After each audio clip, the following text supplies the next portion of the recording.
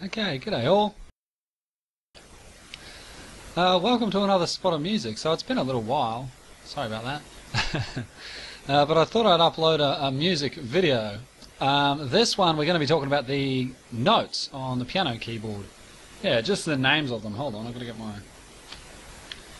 pen. So from there we can move on to intervals and building chords and scales and things like that. But the first thing that we've got to do, the fundamental thing, is to describe what the notes are called on the piano keyboard. So first of all, I think we'll go through this in two sort of sections. The first will just be basic note names, and I'm going to be lying through my teeth, but eventually I'll come clean and tell you why I was lying. The second section we'll move on to something a bit more advanced, and hopefully describe exactly why I was lying in the first section. Anyway, let's just get started. So the note names: A, B, C, D, E, F, G, and then it starts again. A. Okay, so in in English-speaking countries, we use A, B, C, D, E, F, G, just the first 7 letters of the alphabet for our note names. I think in other languages, maybe French, they use solfa, so they'll say do, re, mi, fa, sol, la, ti, do, ti, la, so, fa, mi, re, do. But in England, in America, and in Australia, we use the letters of the alphabet. So A, B, C, D, E, F, G, A. And what you might notice if you look at a piano keyboard is that there's groups of 2 black notes, then 3 black notes, then 2, then 3. It might start with a single kind of bit of a group down the very end, or at the very top of the piano keyboard. You might have just 1 black note or 2 black notes by themselves as a part of 3, but eventually you'll see that there's a pattern: 2, then 3, then 2, then 3 black notes all the way up the keyboard. And if you look just to the left-hand side of 2 black notes, you'll always find a C. So that's a C right there next to those 2 black notes. Here's a C right here. If we move up a bit more, this is a C just here. If you look right to the right of the 2 black notes, you'll always find E's. So this is an E just here. This is a C back here. Here's an E just here. Yeah, so this pattern of the alphabet just continues all the way up, and when you do that, it happens that these C's always fall to the left of 2 black notes, E's always fall to the right, F's always fall to the left of 3 black notes, B's always fall to the right, yeah, etc. But it's just the alphabet, so it's nice and easy. A, B, C, D, E, F, G, A, B, C, etc., etc., etc. Okay, so that's the basic note names. If we just move on a bit, I should say that's actually natural. Yeah, so A natural they call it, and there's a symbol for natural. It's a weird little 7 looking thing with a backwards 7 on top of it as well, something like that. Natural. Yeah, just like that. So this white note just here is C natural. Yeah, this is B natural up here. Yeah, I also want to say that when you're putting these symbols, these naturals, and the symbols that we're about to look at on, if you're writing it out like this, A natural, then you write it like I have here. But if you're writing it in music, you put the natural symbol before the note head, and the other symbols that we're about to look at. Okay, so that's natural. That's just the white notes. That's nice and easy. A, B, C, D, E, F, G, natural. But what you can do is you can sharpen it. So you mightn't want your player, your music player, to play an A natural. Maybe you want this black note just here. You can sharpen an A. So to sharpen means move 1 space, 1 note to the right. This is A natural right here. This black note here, 1 space to the right, is A sharp. Yeah, and there's a special symbol for sharp. It's a little crosshatch, just like this. When you see it in music, it's kind of italics, so it'll sort of look a bit like that or something. It might be the other way. I don't know. No, it's this one. I just write a crosshatch myself, but this is sharp.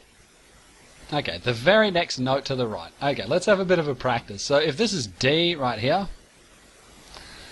D sharp is going to be the very next note to the right. So it's this black note right here. D sharp. Fair enough. Alright, one more. This is G just here. So G sharp, Nice and easy, one note to the right, there it is, G sharp. Okay, so sharp is easy as that. Just move to the very next note to the right. Let me just rewind. Okay, so that's sharp, but sharps actually have a brother called the flat. To flatten a note is the opposite. Instead of moving one space to the right, to flatten a note you move one space to the left. So this is A natural. A flat is one space to the left. That right there is A flat. Okay, so the flat actually has a weird symbol. It's got a, so A flat, you'd write it like that. This weird little B thing just here is the flat symbol. Let me see if I can draw a neat one. Well, that's not. You sort of draw straight down, then you kind of go up diagonal, then you finish it off. Yeah, but I would draw a B like that. It's not quite a normal B. I think some people do just draw Bs, but yeah, the flat symbol is a kind of weird italics B. Anyway, to flatten means move one note to the left. So if this is a D right here, this is D sharp, as we said. That's D sharp. This was D natural. This note right here is D flat. Okay, this is a G right here. This was G sharp. And this note right here, one to the left, is G flat. Yeah, so if you didn't want your musician to play a G natural, what you would do, say this is your G in your music, you would put a flat beside it. Yeah. And then later on in your bar, if you wanted them to play a G natural, you would put your natural symbol beside that one. Yeah. Okay, so that's just a little bit about sharps and flats, and I think at this point, if you're watching this and you're fairly new to music theory, or you're trying to learn for an exam, maybe 4th grade or 3rd grade theory exam or something, that might be all of the information you need. I mean, I'm not sure. But this is just a little warning that we are going to go on to now, I think, something that might come across as a bit confusing. Yeah, so I don't know. Bear with me if you're bold. It's worth knowing this stuff. Okay, what am I talking about? Well, I was lying. All of that time then I was lying. So this is an A natural, I said, and I said this was a B and this is a C, but it's all lies. And let's have a look at why that's a lie. If we want to sharpen B, what do we do? Well, this is B right here. This white note just here. This is B. If we want to sharpen B, what? We don't jump over to here. This is not B sharp. Because that would be 2 jumps. That's 1 jump, 2 jumps. To sharpen a note, you move 1 key to the right. So, we move 1 key to the right, and what do we land on? We land on C. And what does that mean? Well, that means that not only is this note C, but sometimes it's B sharp. That's pretty weird, no? And if we come over here to E, we'll see exactly the same thing. So this is E right here. What if you want to play an E sharp? Well, you can't jump to this black note. That's not E sharp, that's 2 jumps. Yeah, E sharp you only jump once. So E sharp is this white note right here. This white note right here is sometimes E sharp as well as being F. Okay, so a little bit of an example as to why that might be the case. It all comes down to the key that you're in. So we're not going to go into scales just yet, but I do want to mention them briefly. I mean, we're not going to go into building scales yet, but I think you've got to look at scales with this topic in order to understand it properly. So one of the things about scales in Western music is, or keys they call it, is that they use each letter name as either natural, sharp or flat or whatever, but if the scale uses a C sharp, then all of the C's in the song are sharp. All of the C's in the scale are sharp. If the F's are flat, then every F is flat. So just a bit of an example. In the key of E flat major, we've got an E flat, we've got an F natural, a G natural, an A flat, a B flat, a C natural, and a D natural. Which means that if your song is written in the key of E flat, you won't play any E naturals. You won't play any A naturals. You won't play any B naturals. You'll just play B flats, you'll play A flats, you'll play E flats. What you'll notice is that every letter name is used once. They're in order as well. So E flat, F, G, A, B, C, D. It's just alphabetical order. Sort of started on an E, but A, B, C, D, E. Yeah, it's just in order. And every letter name is used once. So you can, you can in your music, even if you're writing a song in E flat, you can actually use a B natural if you want. It's up to you. You're writing the song. But those are called accidentals, and we're not talking about those at the moment. Okay, that's good. But when would you ever use, say, E sharp instead of F, or B sharp instead of C? Well, once again, it comes down to the key that you're in. So the key of C sharp major, let's have a look. It starts on C sharp, obviously. That's the that's the name of the key. The next note is this one, and the next key is this one right here. Okay, so we've just played a C sharp, we've just played a D sharp. This has got to be an E of some kind. It can't be an F, because F doesn't come after D. E comes after D. So, so what do we call this? We don't call it F natural. We call it E sharp. Fair enough. The key of C sharp major has an E sharp. It doesn't have an F. In fact, the Fs in C sharp major are sharp. Everything's sharp in C sharp major. And then we come to this note right here. Okay, so we've played C, D, E, F, G, A. We've only got one letter left. It's B. So this note right here can't be a C natural. There's no C natural in C sharp major. The C's are sharp. Yeah, it's the name of the key. Okay, so this can't be a C natural. What's it going to be? Well, it's going to be a B sharp. Yeah, and then we're back to C sharp again. Okay, so that's the key of C sharp major. I mean, don't worry about where I got those notes from. I'll tell you how to do that in a little while, but it's not hard building scales. It's not hard. But all that I wanted to illustrate was just that it comes down to the key that you're in as to whether or not this is an F or an E sharp, or this is a B or a C. Sorry, this is a B sharp or a C. It's all to do with the key that you're in. Okay, now we'll go backwards again because things are going to get even weirder. Let's move on to flats. So flats, it's exactly the same. This is a C just here. If you want to flatten C, where do you go? Well, you can't go to this black note just here. To flatten a note, it's the opposite of sharp. You want to move down one note. So if we move down one note, what do we land on? We land on B, just here. So this is not only a B natural, but in some songs, depending on your key, this could be a C flat. Pretty weird. And an F is exactly the same. So this is an F right here. If we want to play an F flat, what do? Well, we don't go to this black note here. We don't go to this black note or this black note. No. We go down exactly one step to flatten a note, and we land right here. So this is sometimes called E, and sometimes it's going to be F flat. Okay, so that's probably a bit weird. I think we'll have another example of a key that uses these notes, I think, just to illustrate. So once again, you would call this a C flat or a B based on the key that you're in. It's the context of the song. It's the context of the the context of the song, the key of the song. That's what dictates whether this is a B natural or a C flat. So if the context happens to be the key of A flat minor, well, this is what it looks like. It's got an A flat, then it's got a B flat, and then it plays this note. And what's this note going to be? Well, it can't be a B of any kind. We've already used the B. A flat minor is only going to have one type of B in it. Either the B's are flat or they're not. And we've already used our B. We said that they were flat. So what's this note going to be?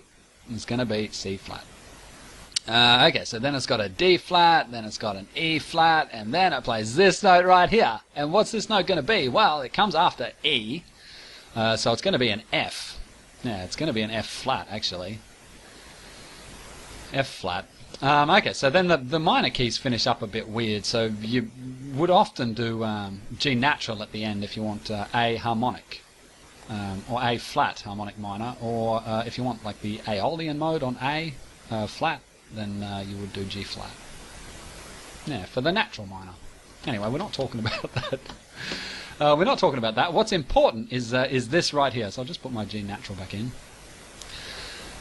These two right here. So A flat minor has a C flat and an F flat. Good stuff. Okay, so that's a bit of an example of well, just pointing out the fact that this note here is not necessarily B, this is not necessarily C, this is not necessarily E, and this is not necessarily F. But the problem's actually worse than that, or it's more interesting than that. So you can actually sharpen a note more than once. So if this is A just here, and you get your performer to play an A sharp, that's fair enough, you go up one space. If you want them to play not this note, but A sharp sharp, or A sharpened twice, well, you just jump 2 notes and you end up here. This note right here is A double sharp. Yeah, you just write double sharp, just like that. It has a symbol too, so double sharp is an X is what I draw, but it's actually got pretty leery little pants. If you have a look on maybe Wikipedia, it's got the real symbol. He's got little kind of funny little serifs, like little boxing gloves. Anyway, double sharp it means, so all we're doing here is sharpening twice, so it's pretty easy really. Okay, so if this is, well, it's not A, is it? If this is D right here, this is D sharp, and this note here, 2 spaces up, or 2 spaces to the right, is D double sharp. Yeah, fair enough. So if this is G just here, then this one is G double sharp.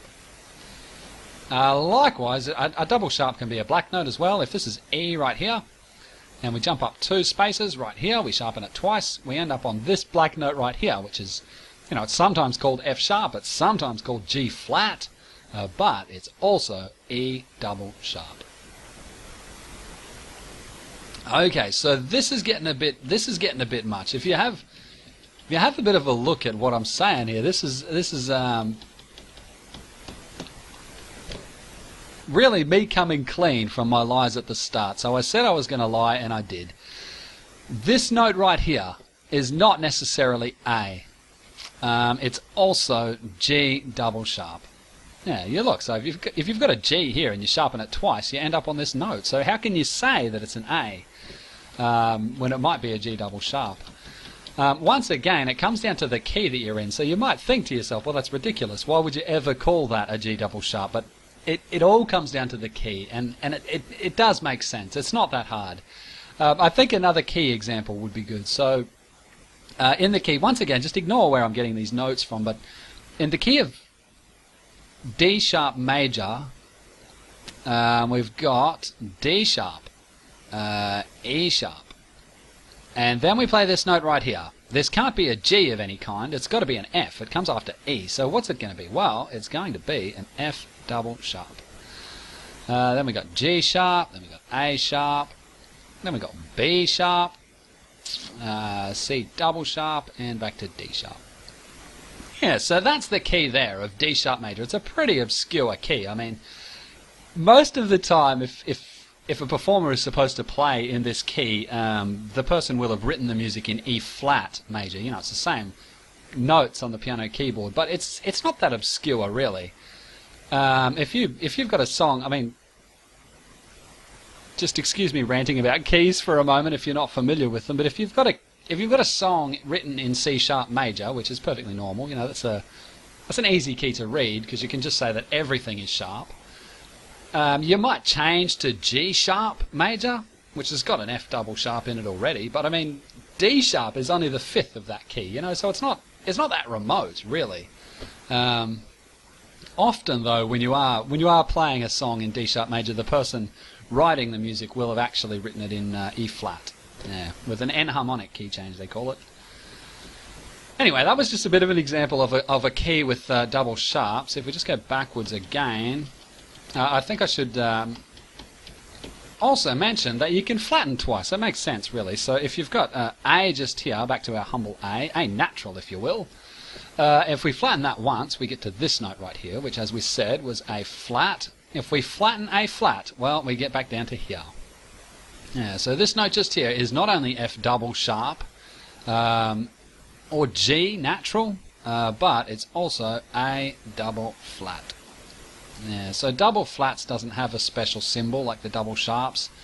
You just draw 2 little flat symbols, yeah, beside each other, just like that. Okay, so another example, I think. If this is G right here. If you flatten G once, well, you get to this black note just here.